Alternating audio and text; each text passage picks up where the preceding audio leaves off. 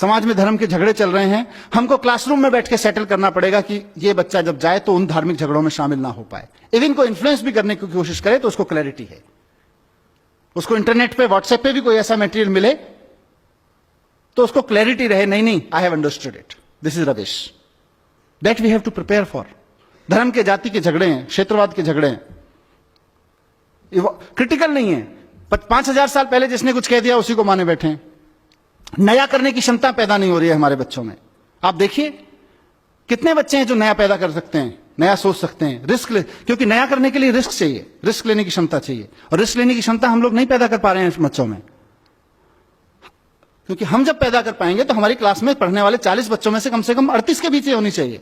अभी तो 38 में से 40 में से 2 के बीच है, उसके बहुत सारे और संयोग कारण हो सकते हैं। क्योंकि जब क्लासरूम से रिवॉल्यूशन से पैदा होगा, कॉन्फिडेंस पैदा होगा, नया करने की जिजीशा पैदा होगी, हिम्मत पैदा होगी, तो वो 40 में से 38 बच्चों की में पैदा होगी कम से कम। और उसका नतीजा क्या हो रहा है?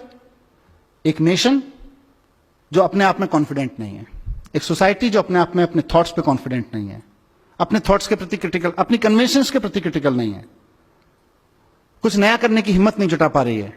1500 साल पहले आर्यभट्ट ने कहा था शून्य है, शून्य की खोज की उसने किया, और हमने 1500 साल क्या किया? हमने 1500 साल गाना गाया, जब जीरो दिया मेरे भारत ने दुनिया को तब गिनती आई। हमने गाना गाया, और उसी शून्य का 1500 साल पहले जिस हिंदुस्तान ने शून्य का आविष्कार किया, उसी शून्य का इस्तेमाल अमेरिका और यूरोप के साइंटिस्ट ने करके पूरा साइबर वर्ल्ड उस शून्य में खड़ा कर दिया। हम गाना गाते रह गए, जब जीरो दिया मेरे भारत ने दुनिया को तब गिनती आई। उन्होंने साइबर वर्ल्ड खड़ा कर दिया। आज वो ट्विटर चलाते हैं, फेसबुक चलाते हैं, गूगल चलाते हैं, यूट्यूब चलाते हैं, हम अपने लड़के लड़कियां नौकरी करने भेजते हैं उनके यहां पे, और हम कहते हैं कि हम तो बहुत महान देश थे पहले से। हम अच्छा हमने किया है, काफी कुछ किया है, ऐसा नहीं है कि एजुकेशन में कुछ नहीं हुआ।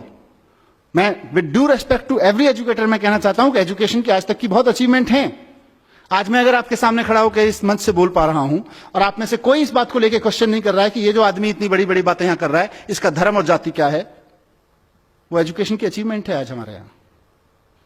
आज आपके सामने कोई आदमी इंटरनेट यूज करता है और आपके मन में कभी भी यह सवाल नहीं उठता, मतलब आपके माने समाज के मन में, समाज में किसी के मन में यह सवाल नहीं उठता है कि इंटरनेट यूज करने वाले की जाति क्या है, जरा पूछ के तो देख लें, इस जाति के लोगों की हिम्मत कैसे हुई इंटरनेट यूज करने की। आज ये क्वेश्चन नहीं बचा है समाज में, वो एजुकेशन की वजह से है।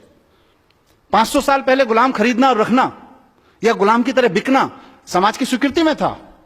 आज कोई भी व्यक्ति इस बात को स्वीकार करने को तैयार नहीं है अपने सामने किसी गुलाम को बिकते हुए देखकर। खुद के लिए गुलाम होकर बिकना या खुद के लिए गुलाम खरीदना तो अलग छोड़ दीजिए, ये एजुकेशन की अचीवमेंट है। लेकिन जहां नहीं पहुंचे वहां का चर्चा करना जरूरी है। जो छूट गया एजुकेशन से वो बहुत क्रिटिकल है और वो बहुत स्लो है। इसीलिए मैंने कहा हम अतीत के गुणगान में बहुत लग गए हैं। हिंदुस्तान की सबसे बड़ी प्रॉब्लम यही है कि हम अतीत का गुणगान बहुत करते हैं। हमारे यहां आर्यभट्ट हुए थे, अरे सर जी आर्यभट्ट हुए थे, उसके बाद हमने क्या किया? आर्यभट्ट तो होके चले गए। मुझे कई बार लगता है कि अगर आइंस्टाइन हिंदुस्तान में पैदा हुए थे तो हिमालय में एक मंदिर बना देते हम लोग उसका, और समझा रहे होते अपने बच्चों को 14 कोस की परिक्रमा है, सीधे चले जाओगे, पेट के बल लेट के जाओगे तो जल्दी साइंस समझ में आ जाएगी। पैदल जाओगे तो इतने दिन लगेंगे साइंस समझने में, हेलीकॉप्टर से चले गए तो इतने दिन लगेंगे साइंस समझने में। मैं किसी धर्म और किसी मान्यता का अपमान नहीं करना चाहता हूं, उनकी सबकी एक साइंस है। हमने अपनी साइंस के चक्कर में वो साइंस भी खो गई। हम सिर्फ 40 रट रहे हैं, आइंस्टाइन 40, आर्यभट्ट 40, और हम 40 का देश बन गए हैं। हम नया सोचने की क्षमता खत्म कर दी है।